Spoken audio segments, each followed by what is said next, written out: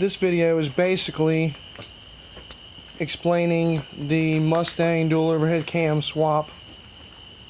The wiring is basically one of the things that people commonly have issues with, but if you have some ability, it's not so hard. I just wanted to explain what you need to do with the wiring, because I couldn't find, I heard some things said about it and all that kind of thing, but there was never nothing really explaining what you need to do the dual overhead cam swap in your Mustang GT. Let me switch this around. If the thing will switch. Well, it won't switch, but basically you have to switch the caps, which I'm going to show you right now. This right here is one of the caps for the coils, which you have to extend these. But unlike most people, I don't take and I don't like put the red wire on the opposite side. I actually take them out of the plug themselves. You take this this red thing out of here, which I don't know if you can see it. There it is. You take that red thing out of there, right there, and basically you pop that out, and you get a really tiny screwdriver. See if I can find my really tiny screwdriver. Actually, you know what? I don't know if I left it in the house or not. I hope not, because I got one more cap to fix. Let's see here. I might have left it in there, but you need one of them little. It's like a jewelry or screwdriver. One of the little bitty tiny screwdrivers. You need one of those, and this is basically what it looks like when it's been extended. Let me get this. This is what it looks like when it's been extended. I'm not for sure how good this is going to come out, because basically I'm filming myself on my phone, and I thought I could switch it back, but I don't know if I can. But here's what it looks like when it's extended.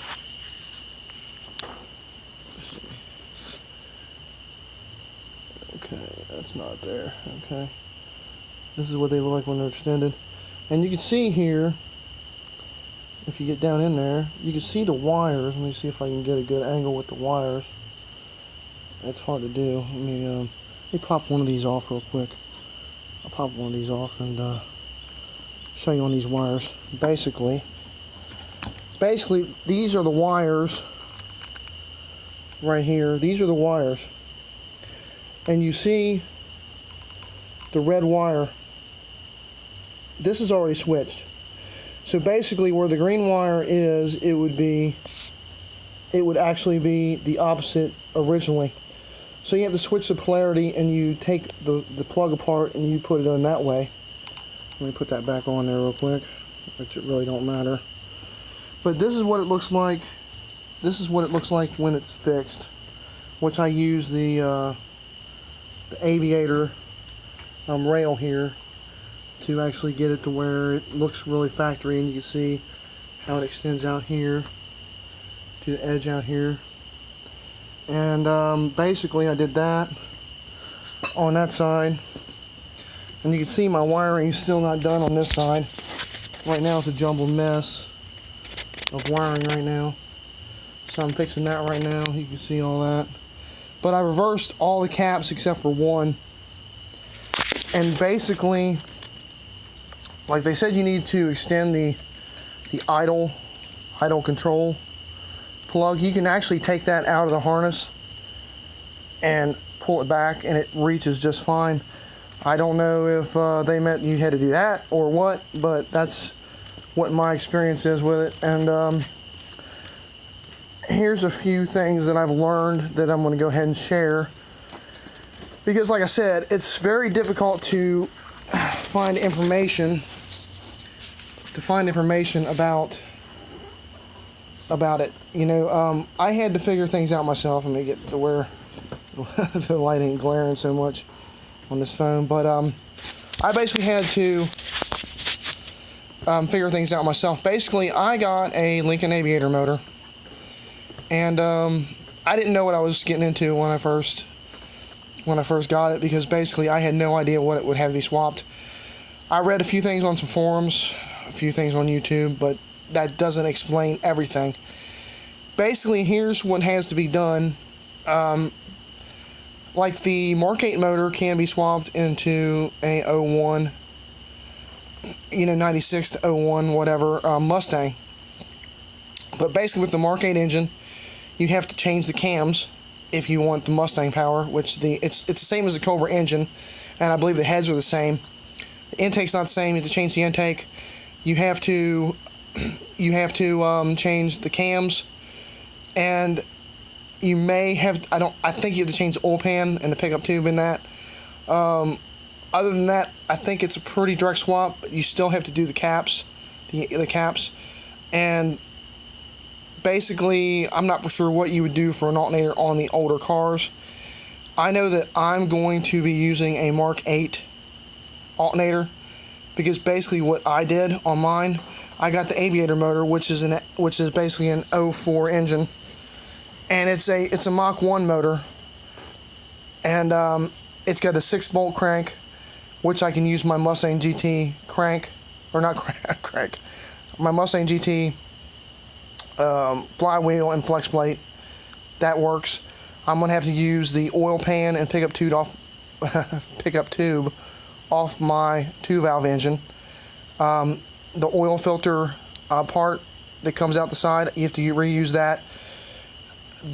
There's a metal line that's underneath the intake that runs out the back to the firewall. You can use the one off the GT. There's an outlet that's not on the Aviator engine, and basically you have to knock out your freeze out plug and put that in. You can get one of those off a Mark 8 or a dual overhead cam Cobra motor. They don't have them on the Aviator, obviously. So you gotta do some part sourcing for that. But I use the front cover off the Mark 8. I'm using all the accessories off the Mark 8, the tensioner, all that kind of thing. I'm using the Mark 8 valve covers, which I'm gonna mod because they got a vacuum port on it that's in the back of the valve cover, and the Cobra motors have one on the driver's side, or on the passenger side, that's in the front. So I'm going to modify my valve cover, and I'm just going to plug up the one in the back, because I just don't want to mess with having to route it all the way back to the firewall. Plus it'll possibly give you clearance issues with your heater hoses and all that. I've heard that somebody had a problem like that before.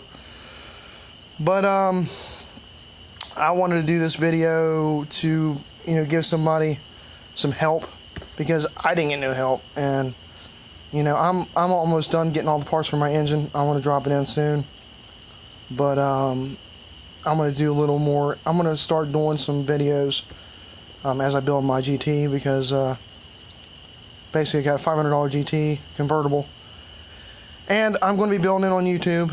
I haven't started it, I haven't really started videoing anything except for this. This is the first thing I videoed, and but I'm sorry if the quality sucks or anything like that. I'm just using my cell phone, so please bear with me. I got a camera. I just don't have a micro SD card for it. I'm hoping that it'll do, because I don't know how good the quality's gonna be. It's just a little cheap knockoff GoPro, but we'll see what happens. But hopefully this helps, and if it helps you, you can just like the video, please, and you can subscribe if you're into Mustangs, because I'm gonna start building my GT. I got a lot of laundry list of stuff I'm gonna do to this car. Basically, interior swap, engine swap. Eventually, I'm gonna put a 6-speed in it. There's a lot of things I'm gonna do to this car, but I just wanted to get this video out there and hopefully help some people out, because basically I've had a lot of people that showed things on YouTube, but they didn't go into depth with anything. And then when you ask them a question, they don't never reply to you. I've had tons of people do that. But hope you like this video. Sorry about the quality or any kind of issues like that, but you all have a very nice evening, and it's nice talking to you. Bye-bye.